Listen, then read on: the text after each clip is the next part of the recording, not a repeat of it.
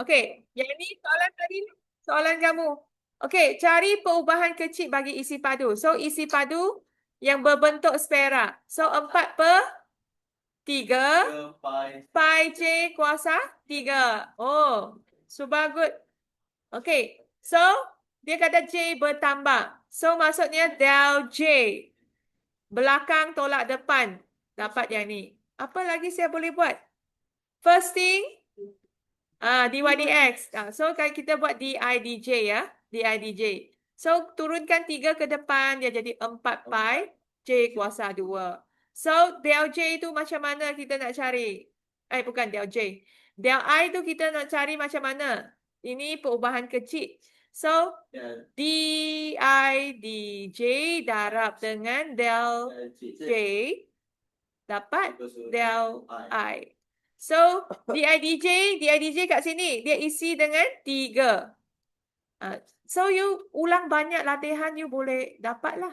Okay, isi dengan 3. Asal punya apa? Darab dengan, yang asas punya, darab dengan 0.02.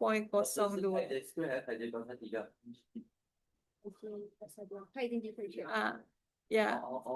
Sudah pembezaan.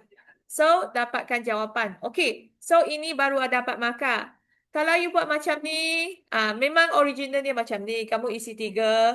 Kemudian kamu isi 3.02. Lepas tu kemudian kita tolak. Ini adalah matematik.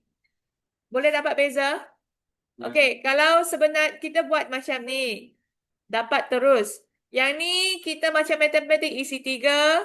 Lepas tu isi 3.2, kita dah I lama dengan I baru. Okey? I yang baru tolak dengan yang isi padu yang baru tolak isi padu yang lama, dapat ini perubahan yang kecil. So sebenarnya jawapan sama tak? Sama tak? Lebih kurang sama lah. Hampir. Okay? So dia ulang benda yang sama. Yang susah yang mana tadi kan? Yang soalan tadi, yang 3 tadi. Soalan ni kan? Susah sikit. Okay?